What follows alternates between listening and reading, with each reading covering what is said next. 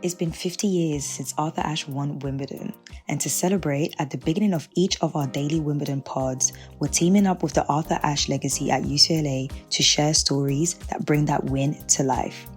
Enjoy the pod. And so by this time, I know that Arthur is in the finals.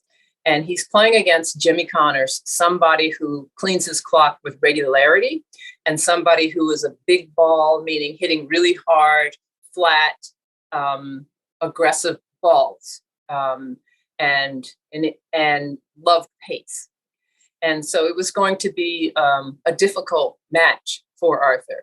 But again, it's not on television. It's probably not on the radio. So I go out and I'm playing my match against a woman who was always, and I'm a teenager then. So I'm playing against a woman, and she was always getting to the final or doing well in ATA tournaments. So she was like the known, and I was Leslie, the young girl who I guess had potential, but hadn't maximized it yet. So I'm playing, and perhaps it's the first set, and it's court after court after court after court. So it's not like you're in an arena or a stadium. It's just a row of courts, balls going, and everybody's playing their match. And they get on the bullhorn and they say, Arthur Ashe has won Wimbledon. He defeated Jimmy Connors, whatever the score was. And even the score was really amazing and impactful. So then I just felt, you could hear the excitement, maybe people applauded or cheered or, stopped their match for just a moment to enjoy that across everybody everywhere. I mean, everybody heard it, right? So now everybody's energized. And so I can distinctly remember, I'm just playing a little ATA tournament, but I'm like, okay, Arthur did, which was unthinkable, beat Jimmy Connors at Wimbledon. So I am playing against this person who's known to be playing really well. And I remember saying, if Arthur could do it, I could do it. And it was just as simple as that. And so then I beat her, just energized from that. Like, I'm going to be like Arthur. I'm talking about winning an ATA amateur tournament. I mean, it wasn't even the finals, it was like the semis, but I did win the semis. I didn't win the tournament, but it was the first time that I'd gotten that far in a big ATA tournament. And then I made my way to the finals. So. Oh my goodness. Yeah. So then after the fact, way after the fact, there was discussion about how he did it, because it probably showed on tape delay. And so in those times, there was a certain way that you were supposed to play tennis. Because when they would teach a forehand or a backhand, a serve, everybody was taught the same way. It wasn't the creative way that people now hit shots with whatever grip that works for them, and everybody has their own individual style. The ATA tennis was about having classic strokes, let's say. But then there was also a faction that, we're not taking tennis lessons. We're just out here trying to figure this out. So some hit balls with amazing spin and different kind of strokes that you would not expect to be effective, but they were. And so we sort of classified, that style of play as kind of ATA tennis, because there was such variety. It wasn't just the perfectly hit crisp ball that comes across the net, bounces perfectly so you can hit the next one back. It might take a funny bounce, or it might be a drop shot, or it might be a lob or something. So then when we watched the match, then people were like, oh, I see. He played ATA tennis. He hit a little dink shot. He hit a little lob over here. So it totally discombobulated Connors, who just started launching balls everywhere because he was that was so unexpected. So it also sort of harkened back to what one might find when you go and play an ATA tournament. And so it's just kind of like it was genius strategy, number one, but it also was a familiar style of play that anybody who'd been around ATA tennis recognized. Hello guys, welcome to the Black Spin Global Podcast. I am Lucy. I'm WG. And welcome to day 5 at Wimbledon. Wow. Day 5, we're getting to the end. Week 1 nearly done. Midway through. Very sad. End of first week. I hope you guys also did enjoy, again, the oral history from the Arthur Ashe legacy at UCLA. A massive shout out to Leslie Allen, who I met today, actually. I didn't tell you this. No way. Yeah, she was, when I was watching the 70-second Shelton match, she was there. 71 second, and I quickly like just, say hi, introduce myself. So yeah, legend is nice. Like interview Zena Garrison. Now I've met Leslie Allen. That is fantastic. So yeah, shout out to the Black woman in tennis. So yeah, it was very interesting to hear her story today of the impact again of Arthur Ashe winning Wimbledon. So yeah, shout out to us for celebrating. Eugene, how are you doing? I'm good, Lucy. I say good. I'm not good, to be honest. You're not good? Yeah, your voice sounds really... I feel like I have to up your... Yeah, we've had a lot of casualties today. Yeah, we have. It's been tough. We have. Some upsets that I did not see coming. For sure. I feel like that's pretty much the case for a lot of people. But yeah, what about you? Yeah, do you know, I feel like the reason why the losses today hurts is because I actually thought we'll win all of them. So I think that's why. If it was a thing where it was like a very tough opponent, a tough round, blah, blah, blah, then it would have been like, okay, fine. But it's like, especially Keys' match, I thought, oh yeah. Like, yeah, exactly. But yeah, and so in a selfish aspect, we obviously have our watch party in 2 days. So we don't have a Black player that will be watching at our watch party. So that's another thing as well. Maybe in doubles, possibly. Definitely doubles, yeah. But at least we'll have some top players like Alcaraz. True. True. I need to check actually who I need to check who he's playing next so we can be sure. But yeah, I think that was the selfish aspect of me. But yeah.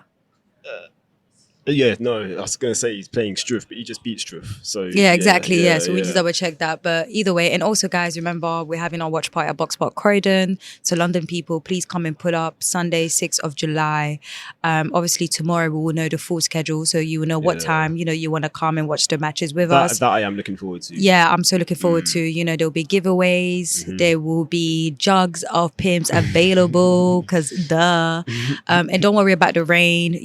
Most matches will be on the show courts, and the show courts have roofs, so there won't be interruptions of those. So don't think you're going to miss out on tennis. And fingers crossed, we're trying to, make some things happen, possibly getting a special guest. I'm saying it. I'm putting it out there, Lucy. I'm putting it out there. Okay, man. I'm putting it out there. I'm putting it out there. I like to speak things into existence.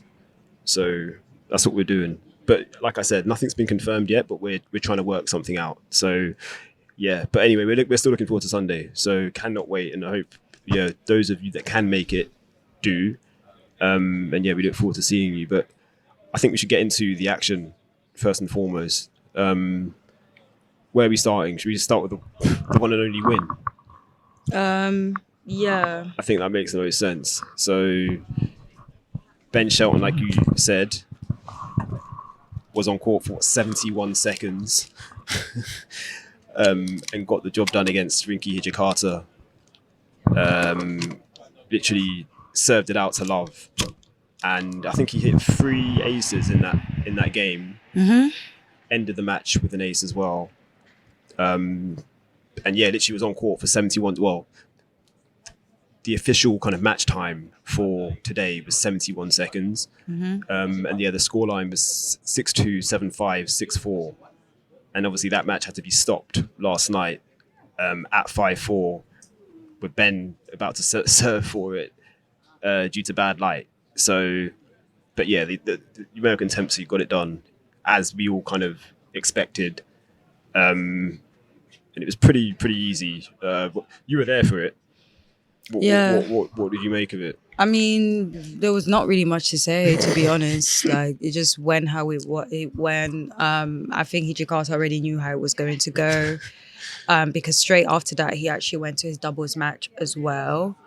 So, yeah, but from the match yesterday anyways, actually, we discussed it yesterday, to be fair. So, yeah, I mean, like I said, the match yesterday, he was looking really strong, really good. Especially the first set, like he was looking really, really, really good, very comfortable. It could have gone longer than it did because Hijikata started, catching up and stuff. This was yesterday. Yesterday's match, but luckily we were able to wrap it up as soon as. But yeah, I'm very happy because again, last year he played a lot of matches. He looks comfortable. I think beginning of this year was a little bit not, I won't say rocky, but it was a little bit like, you know, he was always close to doing something, but there's always something coming up. And I think I had to, I was already saying that I noticed that he changed a lot of things in his game in terms of techniques. And I actually asked him about that at press today, where it was like, you know, him changing his technique with his backhand, you know, also noticing that he's playing with so much more power as well. And I basically asked him, like, how is that helping him with his game on grass? And I'm also adding another journalist answer who also included, who went back to my question, but more focusing on his serve. And this is what he said. I think my backhand has improved a lot, especially my ability to deal with pace to the backhand, hitting low balls off the backhand, being able to put topspin on the backhand sometimes, and, you know, hit passing shots, which I used to only be able to really hit the lob off the backhand. I couldn't pass well off that side. I think it's just part of my evolution. It's not where I want to be yet. You know, no shot in my game is really ultimate where I want it to be ultimately. And it's just a work in progress. So for me, I'm always out there. I'm competing. I'm, you know, trying my best to figure out the answers. And yeah, I like every day to see my game evolving a little bit. I've always thought of my serve as a weapon since I turned pro. You know, even more so relying on it earlier in my career than now. I think it's an art being able to serve on grass though, because when guys have a mindset that they're either just going to chip one side or both sides or block the return back in the court, and you're hitting big serves, but if you're not hitting spots, that ball can be low and on you, which is, you know, a ball from the baseline normally I used to not love when it was low and kind of sliding through. I would struggle with that ball. So I had to learn how to hit serves on the grass that were still effective but gave me something a little bit higher in the zone that I liked, something that I could feel confident serving and volleying on sometimes and finding forehands on the first ball. So, yeah, serving on every surface is an art. Clay, it's an art. This is the first year I started feeling like I was being able to go through my service games on the clay, and then the grass too, to be able to get to your plus ones and feel confident in the shots after the serve. I think his new technique is definitely helping him with grass a lot more. I feel like with grass, once you have a lot of power going in, a strong serve, you know, last time I checked, he was third on like the fastest serve speed for this year. I don't know if that's changed or not, but yeah, I know he was third like a couple of days ago. So he's playing really well. His draw is looking very, very, very good. He seems very confident, well rested. So I think all of those key word right there, well rested. Yeah. I just love the fact that, yeah, compared to this, well, Wimbledon for him last year at this stage, he played 2 matches, 10 sets. Whereas fast forward to this year, it's 2 matches, 6 sets, because he's won in straight sets back to back. Yeah. And yeah, that's going to do a lot of good for him in terms of physically and just, you know, being just match ready for his third round. And it's just a much more like straightforward passage basically. And like you said again, the draw for him, it's good looking, Lucy. It's very, very good looking. So he'll play the lucky loser, Marton Fucsovics, next. So Fucsovics denied us of a Shelton, Gael Monfils third round. Yeah. Which is unfortunate. But again, Monfils, like Shelton, his match against Fucsovics was suspended last night due to bad light. So they had to come back and play the 5th set, which hadn't started. So it was basically just a 1-set shootout earlier today. And yeah, Fucsovics ended up winning that set 6-4. Literally broke Monfils at two games all. And yeah, didn't let Monfils back in after that. It was tough, like watching, because I was there for all of that. which I said I wanted to be. But I mean, Monfils looked good in terms of the first couple of the games. Obviously, he held. It was pretty comfortable. And then, like I said, 2-2, that's when Fucsovics broke. And then basically held on and closed out the match. But there was a bit of a scare. So Monfils was 15-40 down at 5-3. So literally could have lost the match there and then, but managed to hold. Mm-hmm.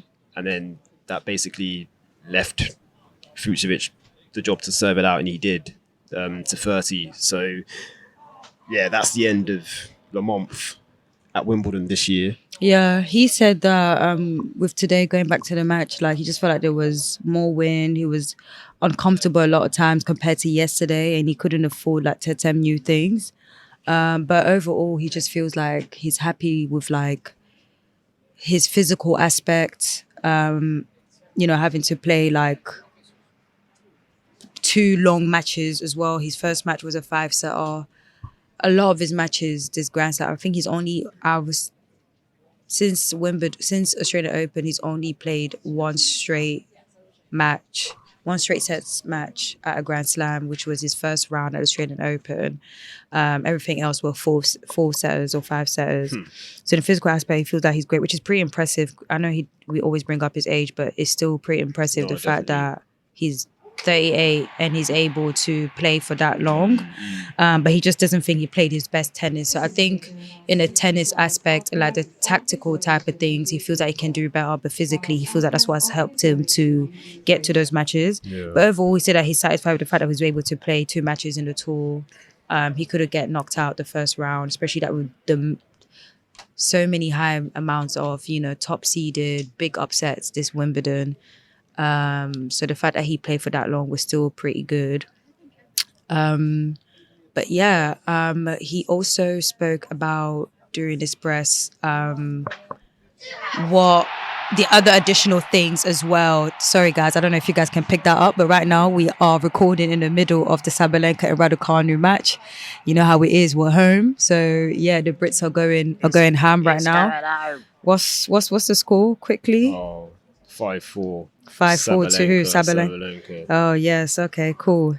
Yeah, it's looking crazy. So shout out to the girls. But yeah, he also mentioned this about like what he thinks happened during the match that made him, lose it as well. No, I think today he adapted himself much better. My return was very poor. I couldn't really return good. I struck the ball poorly today in a way, different condition. With the windy side, with the sun, so I couldn't adapt myself as quick that he did. And of course, one set on grass is very quick, so credit to him, but it's better than me. He's a very good player.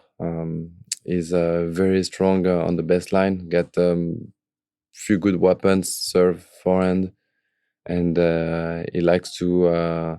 He likes when he's behind the court. He likes to really unleash his weapons, and he work a lot of time. And today again, he beat me. So he's a great player, Marton. A massive shout out to Monfils for still coming through, playing. He's still around, obviously. I believe Svitolina is still playing. Or did she lose to Mertens? She lost to Mertens, yeah. So I guess they will be heading out soon. But yeah, big up Monfils, legend. Still great seeing him like play around, and great spirits at the press as well. He's just enjoying it. So love that. Yeah, looking forward to his hard court swing.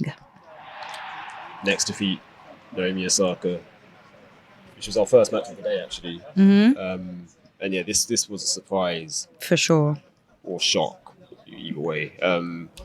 Made a great start against Anastasia Pavlychenkova, taking the first set 6-3, but did end up losing in 3 sets. So she lost sets 2 and 3, 6-4, 6-4. I left this match to go and watch Le Monf, but I saw, obviously you can talk more about it, Lucy, but she was trailing, she was 3-up down in the third, but then No, actually, before that, well, first of all, actually, the first set, she was doing really good. Like, she was up 4-1, strong serve. The errors were low. Like, she was very much in control. Even though it's weird, like, her first serve points were actually lower compared to the first match, but she was still able to, like, smash and do what she had to do. But when it came to the second set, that is when her serves became even worse. Her second serve, her first serve, and in the meanwhile, Anastasia was finding her groove. She was serving better than Osaka in general, anyways. But on top of Osaka like missing out her serves, she was also hitting long shots. So yeah, but credit to Anastasia, she was able to return some of the powerful shots from Osaka. Osaka was hitting, I feel like this tournament, she was hitting a lot of great winners. I think, if I'm correct, like all of her matches, she was hitting more winners than her opponents. So it just shows to you how like comfortable she was. But yeah, in the second set, she was down 0-3, but she managed to get to 5-4. But Anastasia's like, she just leveled her game overall on the set. She was just serving better. And the biggest thing actually was that Osaka had some break points that could have helped her win that match in straight sets. Like, that match, not only she didn't need to lose it, she also didn't need to get it to 3 sets. But she was unable to convert at critical times. And that ended up going to the third set. And this third set basically just went like the second set. She was literally down 0-3 again, went back to 3-3. It was literally the same thing. It was crazy. She was returning better to Anastasia. She was serving better and adding more varieties as well. Like, when she was adding slices, Anastasia did not have to return back, and it made me realize that it would be great for Osaka to do more of those stuff rather than just hitting big. Like, mix it up a bit. Yeah, mix it up a bit, because that's when Anastasia was unable to return. But again, the errors started coming in. She wasn't unable to convert well. Literally, Anastasia broke and won the match. The tough thing for me as well is getting broken. Yeah. Like, to lose the match. Yeah. Like, yeah. I think it's just nicer when your opponent serves out the match rather than you being broken and it feels like you're handing them the match essentially. But I think again with Osaka, it's tough to say because obviously she was disappointed coming into press.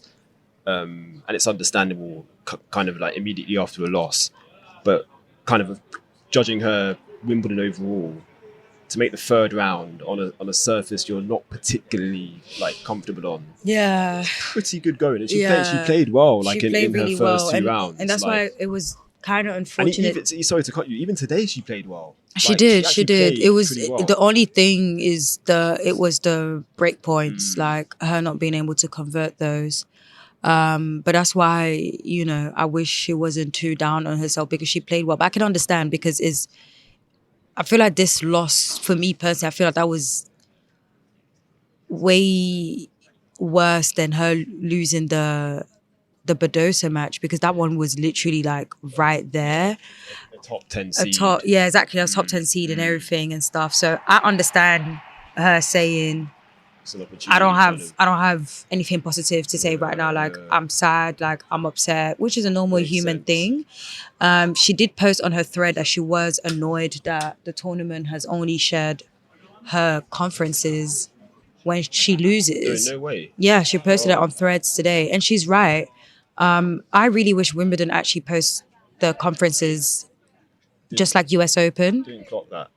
They don't like when you go on YouTube, you don't see anything. And like, if people knew the amount of conferences that they're actually missing this tournament, is in general, not just this year, just in general at Wimbledon, they'll be really surprised. And that's why I'm glad that we at least have the opportunity to share what we can share. And even that, we're limited with what we can share. We're restricted. Like, there's so much more. Like, if we could share the entire voice message of like some of the ones that we record on our phone, we would, but obviously we can't. But she's right, because it does give an image of like she's always sad and everything when she's had like 3 presses. That was her 4th one because she had a pre-media, round 1, round 2, 3, which we missed because it was not, the schedule was not even clear properly. And she's right, because those other ones, there's fun stuff. Like, for example, her first press, I asked her about her documentary. I asked her about, what happened to the flower theme. So many different stuff, like even about how she feels about grass as well. Even that, they didn't post it. And I actually thought they would post that one. Even that, they didn't post it. Man, I feel like I'm missing a party. I feel like we should wrap this up and go watch Raducanu. Is it coming home, bro? Oh, gosh. But yeah, but in terms of like her level, this match, and she did, obviously she answered this question from press from a Japanese reporter. So I don't know exactly what the reporter asked, but from the answer, it seems like it was a little bit about what could she have changed from this match, or if she has any regrets or anything. And this is what she said.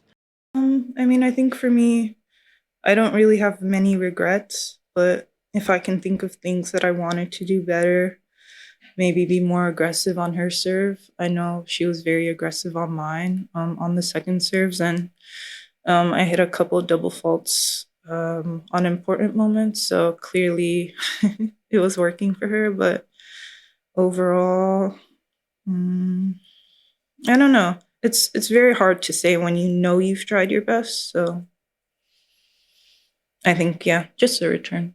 Yeah, at least I like asking the technical questions, the questions about like, some of like the matches and everything, especially when it's stuff, when you're losing like that. Like coach.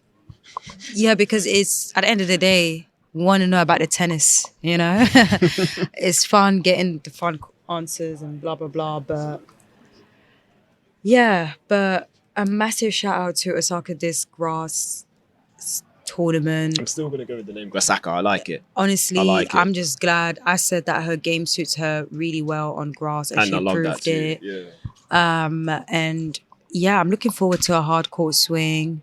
I hope that, when she wakes up tomorrow, she can just, be like, all right, cool, just go again. It's not that bad. It's not that bad. And I also hope she really takes care of herself, like mentally. Like, I see a lot of people talking about she needs to get rid of Patrick. I don't think she needs to get rid of Patrick, guys. I really don't think Patrick is the issue. I think her and Patrick actually work really well together, in my opinion, to be honest. I think the partnership is working out well. I think the issues that she's having is not, I feel like if she has to get rid of Patrick, is a thing where Patrick is contributing to her stuff mentally in a bad way. If that's the aspect, if that's the case, get rid of him. Yeah. If that's not the case, keep him. I think he's actually pretty good, and even in the mental aspect, because when Patrick was working with Serena, when she had a child, he was one of the first to tell Serena, you're not going to be able to play the way you're playing because now tennis is no longer your priority. Your child is your priority. So he understands the change from going from winning to now having a child and caring about that.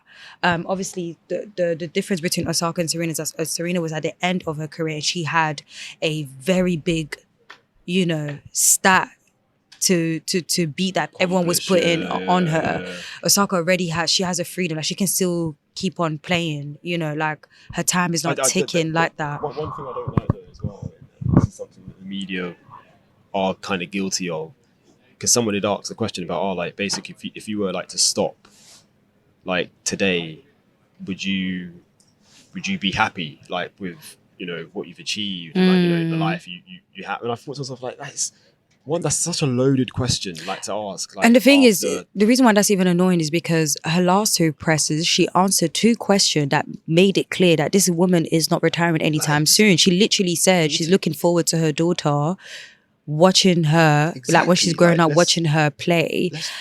Let's drop that. Like, yeah, there's this pressure about like her retiring. Like, she's not 36. But then I will also say this, Lucy. I don't like it, or I don't like the fact that players are like kind of, I guess, encouraged to come and speak to the media, like straight after a defeat as well. Like, I think it should be an option for them to say, you know what, I'm not feeling it. Like, I don't want to talk. Yeah. Like, and that we should just appreciate that and keep it moving. Like this, we don't always need like to hear. It's because it's tough. Like, and we'll never understand how that feels because we're not tennis players. Like, but being in the room, like I felt for her basically, and that's like, yeah, it's difficult, and you can argue and say, oh, well, like she's paid obviously well to kind of like compete and all that, but not everything's about money, man. Like, do you get me? Like, let's be more considerate about people's feelings and like, yeah, like well-being, because it's tough. It's very, very tough. But yeah, like you just said, like she's had a good season on grass, 3rd round for the 2nd time in her career. Yes, she had opportunities. Yes, the draw was like, I guess, decent. But this is sport, man. Like, things happen, and yeah, she ended up losing today, but she did put up a good fight. She did, and I don't think a lot of people had her. I don't think people even were thinking about Osaka when it came to like her Wimbledon run. So the fact that she's actually made it that far, while everyone was focusing on her on clay, is still pretty good. So yeah, big up Osaka, big up to her team, and of course we'll go into the season that she's most comfortable at, and I'm really looking forward to it. She is playing at in Washington. Nice. I really wish I was going to that tournament, man. It's looking so stacked. I swear you said that about 15 times. I know. Like... I need to find a way to be there. You know, unfortunately I have work. I wish I was able to work from home, like there. It would have been so great. Honestly speaking, that is looking really good. It's nice when you have stacked players in a smaller tournament. Fan aspect, media aspect, even the players, they like it as well. It is a 500, so it's pretty decent. That's what I'm saying. Exactly. It's a bit like how Berlin, there was literally all the top 8 WTA players at it. So yeah, so DC people, you guys are lucky as hell. I will be hating for sure as I'm in London, watching on my TV late at night. But yeah, so what are we watching tomorrow, Eugene? No, you've got one more match to talk about. What match to? Madison Keys. Oh, sorry. My bad. Yeah, sorry. And this, for me, this was the biggest upset. For sure, 100%. 100%. 6 seed, so she kind of, it's in keeping with, like we said earlier, all the top seeds falling out, like first week. So as things stand, and we're recording this as Aryna Sabalenka is playing, Sabalenka is the only top 10 seed left in the top half of the draw. Now Keys is out, so that kind of just that paints the picture basically. Like, it's been tough for the seeds, but no, shouts out to Laura Siegemund, man. Won that 6-3, 6-3. Missed most of the first set because I was watching Monf, but yeah, got there for the second. Keys breaks first game in that second set, and I thought, okay, good, we're back in business. But no, Siegemund broke back immediately and then basically never looked back after that. So yeah, the German, like, she's kind of known, and Keys did say this in her post-match press conference after winning her 2nd round match, that yeah, she's basically expecting a lot of, like, you know, I guess for want of a better word, like mix-up tennis. Like, Siegemund basically mixes things up. She plays a lot of doubles too, Siegemund, so she's good at the net. Loves to like vary, like plays with a lot of variation, drop shots.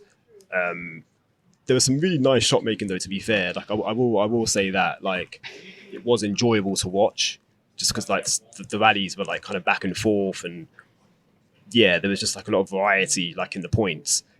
But you can see Keys was like getting quite frustrated just because things weren't going her way. I feel like in grass though, is either your serve or give varieties that is really going to help you like win those matches, because the more you watch matches and you see when people are making errors is when people are making like different type of like slices and stuff, or like hitting real I mean like serving real big. Keys is a bigger hitter, but maybe obviously I didn't watch the match, but maybe during that match her opponent was just better at giving different type of stuff that made Keys uncomfortable. It was literally Siegemund's variety that completely threw Keys off, because she wasn't able to kind of find any rhythm.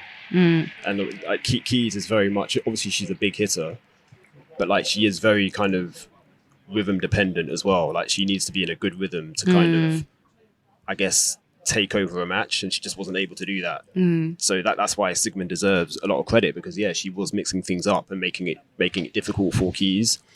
But for me, the biggest kind of, like, I say shock, the fact that it was a straight sets defeat. Yeah, like, at least if it was a free setter, then yeah. This is the I thing. get what So you it was mean. like, wow, the 6th seed is done in straights. Like, and I think Sigmund, this is the first time she's reached the 3rd round at Wimbledon, which is crazy considering she's 37 or 38.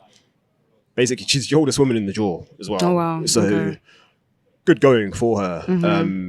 But again, like, it's such a, I say massive opportunity missed. Like, that's not fair, but it is. Like, in terms of, Keys would have been expecting to beat Sigmund.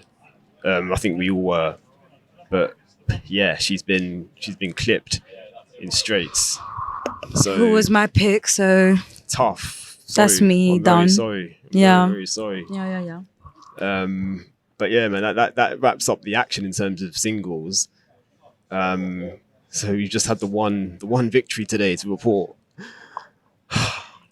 Towards the end, it's Major crazy. side. The difference between this year and last year is crazy. Oh, like this man. time last year, we were still so stacked up, A lot going on. so many players.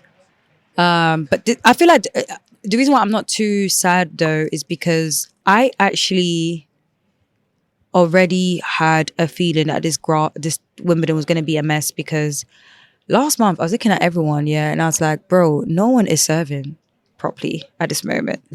And grass, if you don't know how to serve, it's going to be a mess. So that was my first sign. Then the second sign, actually, then I had a little bit of hope when all the top seeds were like losing in the pre-tournaments, because I was like, okay, you guys are just tired. Wimbledon, you're going to bring it. So I was like, okay, maybe a little bit of hope. Hasn't quite panned out that way. No, it hasn't at all, bro. Hasn't at all. But this is my thing. I think I've said it a lot of times now. The kids just need a little bit more time with grass. This is why Chilik was like, I'm going to remind you guys who the hell I is. And he did. This is why, you have Djokovic still here and people are saying that they think actually he's the one who's going to win now. So, yeah, I mean, is what it is, man. Like, I'm gutted, but at least it's not a thing where it's like, okay, it's only us. Everyone is falling. It's not just, the black players. I mean, when you have top seeds falling left, right, center, it's like, all right, cool, it is what it is. But yeah. Oh, speaking of Alcaraz, here he is. Just right here, baby goat. In terms of day 6, we do have a nice lineup. To be very fair. nice line. I'm so, win or lose, I'm so looking forward to this match. No, it's good. So first up on number 1, her first time playing on number 1, Hailey Baptiste. Yep. Versus the 7th seed Mira Andreeva, the teenage sensation. All the pressure's on the teenager, which is crazy, but not so crazy if you follow tennis. So yeah, absolutely no pressure on Baptiste whatsoever. And I'm looking forward to this one a lot, Lucy. For sure. I can't wait for it. Same. And I called an upset the night before last, and I'm calling an upset again. Like, I'm standing by my pick. It's funny that you're saying that, because when I said it the first time, you were like, because you were like, oh, but it's Andreeva.